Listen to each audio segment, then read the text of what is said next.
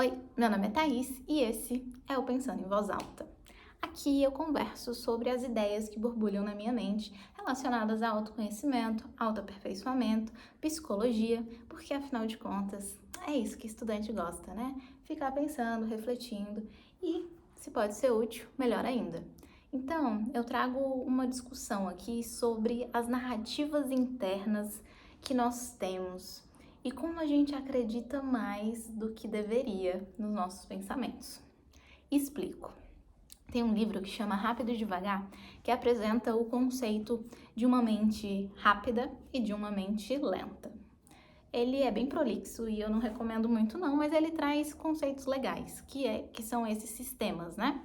Que ele chama de sistema 1 e sistema 2. Basicamente, esse sistema rápido é o nosso pensamento e ação automática, reflexo. A gente vai reagindo às situações da vida e agindo sem refletir muito. Esse sistema tem uma função que é de economia de energia, que é constituído a partir do nosso desenvolvimento evolutivo para economizar energia mesmo, porque o nosso cérebro é um órgão muito caro para o nosso corpo. Pensar gasta caloria e no contexto lá da natureza a gente precisava economizar essa caloria, porque sabe Deus, né, quando que a gente vai comer de novo. Mas a gente tem um outro sistema, que é um sistema mais lento, que é um sistema observador e analítico, em que a gente observa tudo antes de tomar uma atitude, de fazer uma decisão mesmo, que também é muito útil, porque existem situações que agir impulsivamente pode não ser o mais adequado e a gente pode acabar colhendo consequências que não são alinhadas com o que a gente deseja. Mas e a narrativa interna, onde entra nisso tudo? Esse observador e esse ator, aquele que age, eles estão aqui dentro e eles estão lutando por espaço, porque cada um quer participar em determinada situação. Mas a gente tem que definir qual utilizar em cada situação. E até os nossos padrões de pensamentos se adaptam e se automatizam. E aí, muitas vezes, a gente começa a ser um personagem nessa narração. Geralmente, nós somos muito autocentrados. O ser humano, de forma geral, né? Sempre se coloca como um grande protagonista das narrações. E, na verdade, algumas vezes nós somos coadjuvantes. Mas é difícil se entender coadjuvante nas situações. E para isso a gente precisa ter uma atitude mais observadora do contexto que se apresenta para a gente. Em alguns casos, a gente acaba se colocando tão no centro que começa a decidir até o que os outros estão pensando sobre nós, sobre nossas decisões, sobre a forma que nós agimos, quando na verdade o outro também é o protagonista da narrativa interna dele e está muito mais preocupado com ele mesmo. Além disso, os nossos pensamentos, as nossas conclusões, a forma que a gente age no mundo é baseado nessa coletânea de experiências que acumulamos ao longo da vida e nem sempre o que cabia em um contexto antigo cabe agora. E a gente precisa analisar a funcionalidade dessa automatização que a gente faz em relação a agir no mundo. E quando a gente não está atento, a gente pode errar, e errar feio, e colher péssimas consequências disso. Para exemplificar, eu trouxe esse livro aqui, que chama Crime e Castigo, do Dostoiévski. É um livro bem pesado, não só fisicamente, mas é uma leitura pesada, pelo menos eu achei. Desculpa aí se você é um exímio leitor e achou super tranquilo, mas eu achei um livro difícil. Ele tem um grande peso psicológico e os personagens são complexos, carregados de ambiguidade, assim como na vida, né? Nas narrações reais aqui. E o nosso personagem principal, que eu não vou nem tentar falar o nome, porque é um nome russo, Scrubbles, e aí eu não consigo. Mas o personagem principal, ele tem um conflito interno, e uma das narrativas que ele criou é que existe uma lei moral, que algumas pessoas estão acima. Ou seja, ele acha que está acima do bem e do mal, e ele acha que isso acontece e permite que ele cometa crimes que outras pessoas não poderiam cometer. E E essa narrativa começou porque ele cometeu um assassinato. E isso é algo que despedaça o ser humano, né? É algo difícil de lidar. E como ele fez, ele precisou organizar internamente esse acontecimento. E ele não se entende como alguém ruim.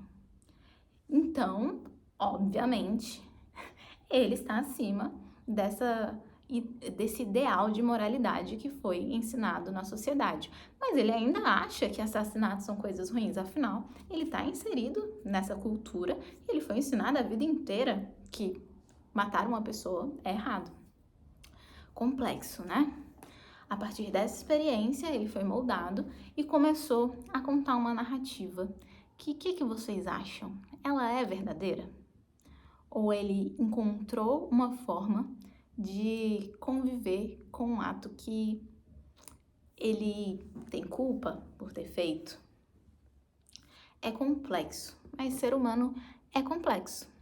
E aqui a gente tem um caso extremo de um crime hediondo, mas a gente também tende a criar essas narrativas em outros contextos da nossa vida. E a gente só é capaz de perceber essas narrativas e o papel que a gente ocupa nessas narrativas, às vezes de vítima, às vezes de vilão, às vezes de bom moço, às vezes de herói, quando a gente analisa a situação de maneira mais objetiva. E para isso, é preciso admitir que os nossos pensamentos nem sempre são reais. É preciso coragem para olhar os dados da realidade e flexibilizar esses pensamentos. E para isso, a gente precisa observar de forma não julgadora. Porque a partir do momento que a gente atribui valor para os pensamentos, eles começam a ser motivo de orgulho ou de pesar. Pensa que quando você analisa que fez algo errado e entende isso e começa a refletir o que pode ser feito a respeito, como por exemplo, eu tirei uma nota baixa, essa é a realidade que se apresenta para mim, e a partir disso eu posso verificar quais foram os erros que eu cometi no processo, não estudei, e corrigir na próxima vez, estudar com antecedência. Simples, né? Resolução de problemas básico. Só que isso é atravessado pelos nossos pensamentos julgadores, que atribuem um valor para aquilo. Então, não basta eu ter ido mal na prova, eu tenho que atribuir valor me criticando, falando que sou preguiçosa, que sou burra, que mereço ter tirado uma nota ruim. E isso vai fazer com que eu me sinta mal.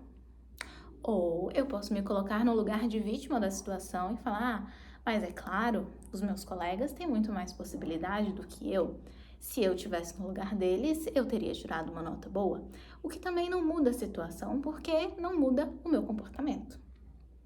Tudo isso partiu de uma narrativa, de algo que eu pensei sobre o fato. E a gente precisa exercitar a habilidade mesmo de olhar a situação, olhar os nossos pensamentos sem criticar e sem atribuir valor, sem julgar. É um processo muito difícil, porque a gente não está acostumado. A gente costuma criar um personagem para nós mesmos. E como é difícil ser apenas um observador que não se importa. Você só está interessado nos dados, com uma visão mais crua. Entra também o conceito de autorreflexão junto com autocompaixão. Muitas vezes vai ser difícil não julgar, né?